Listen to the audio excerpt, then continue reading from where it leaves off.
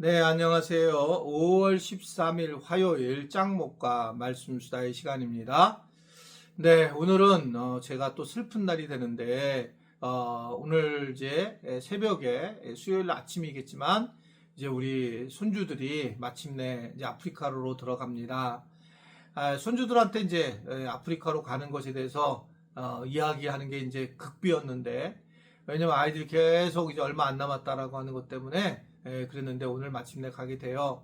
그럼에도 불구하고 이번에는 훨씬 마음 편한 거는 이제 제가 그뭐 안타까워하는 마음들이 많이 이제 상쇄가 되었어요. 이번에 이제 이 선교사 부부랑 얘기를 더 하고 그리고 아이들과 함께 있으면서 이제 많이 회복이 돼서 이 보내는 이제 마음이 훨씬 가벼워진 것은 사실이지만 그래도 이제 오늘 떠나게 되기 때문에 또 여러 마음을 가지고 이 말씀을 함께 나누게 됩니다.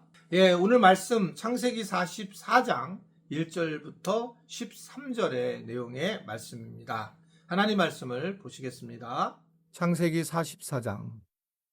요셉이 그의 집 청지기에게 명하여 이르되 양식을 각자의 자루에 운반할 수 있을 만큼 채우고 각자의 돈을 그 자루에 넣고 또 내 잔 곧 은잔을 그 청년의 자루아기에 넣고 그 양식값 돈도 함께 넣으라 하매 그가 요셉의 명령대로 하고 아침이 밝을 때에 사람들과 그들의 나귀들을 보내니라. 그들이 성읍에서 나가 멀리 가기 전에 요셉이 청지기에게 이르되 일어나 그 사람들의 뒤를 따라가서 그들에게 이르기를 너희가 어찌하여 선을 악으로 갚느냐. 이것은 내 주인이 가지고 마시며 늘 점치는 데에 쓰는 것이 아니냐. 너희가 이같이 하니 악하도다 하라. 청지기가 그들에게 따라가서 그대로 말하니 그들이 그에게 대답하되 내 주여 어찌 이렇게 말씀하시나이까. 당신의 종들이 이런 일은 결단코 아니하나이다. 우리 자루에 있던 돈도 우리가 가나안 땅에서부터 당신에게로 가져왔거늘 우리가 어찌 당신의 주인의 집에서 은금을 도둑질하리이까. 당신의 종들 중 누구에게서 발견되든지 그는 죽을 것이요 우리는 내 주의 종들이 되리이다. 그가 이르되 그러면 너희의 말과 같이 하리라. 그것이 누구에게서든지 발견되면 그는 내게 종이 될 것이요 너희는 죄가 없으리라. 그들이 각각 급히 자루를 땅에 내려놓고 자루를 각기 푸니 그가 나이 많은 자에게서부터 시작하여 나이 적은 자에게까지 조사하매 그 잔이 베냐민의 자루에서 발견된지라. 그들이 옷을 찢고 각기 짐을 나귀에 싣고 성으로 돌아가니라. 요셉은 또 은잔을 베냐민 자루에 넣으라고 하고 또 형제들을 이제 출발한 다음에 요셉이 관리들을 보내서 그들을 추궁하게 하게 됩니다.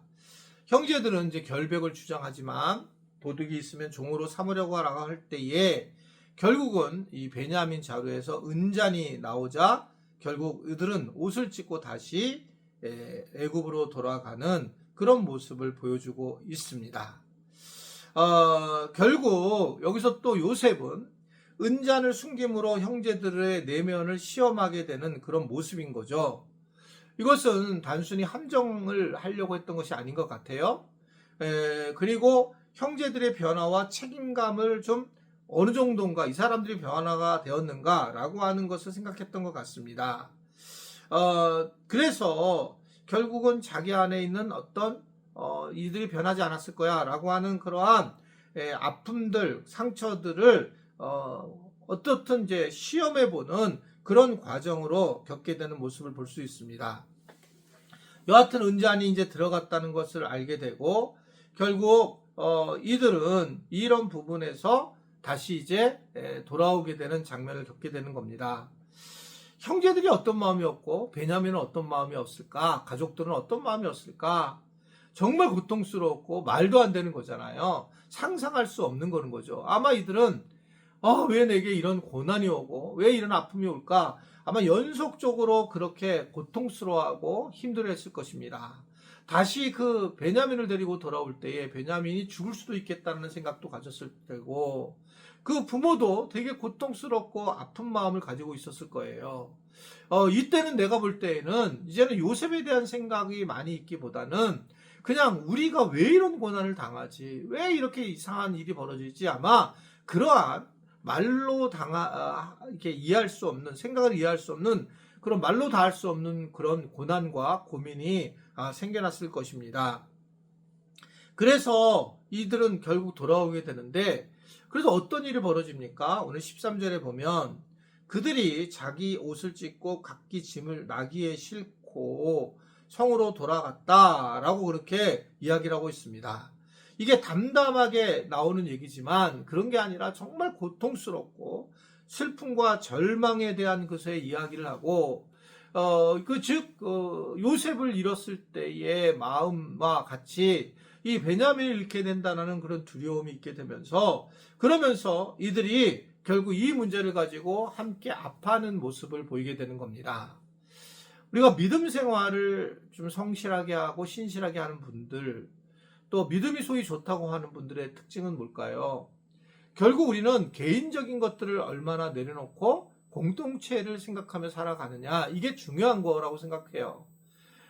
교회 공동체가 교회 공동체를 하면 어떻게 살아가야 하는지, 하나님의 영광을 드러내려면 어떻게 하고 살아가야 되는지, 이렇게 역으로 생각하는 거죠. 자기가 드러나지 않고 무엇인가 교회와 하나님을 드러내고 살아가는 것이 매우 중요하다는 거예요. 기초가, 이 중심이.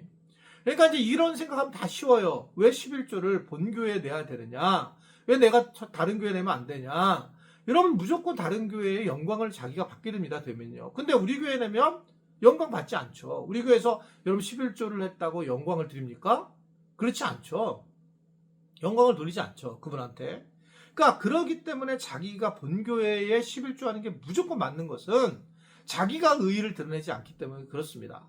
그런데 교회 외에 다른 교회에다가 무슨 헌금을 자꾸 하려고 하는 이유는 어쩔 수 없는 경우는 몰라도 교회를 통해서, 우리 교회를 통해서 하든지 어느 교회를 통해서 해야 되는데, 자기가 자기 것을 하게 되면 자기의 의의가 드러나는 거예요.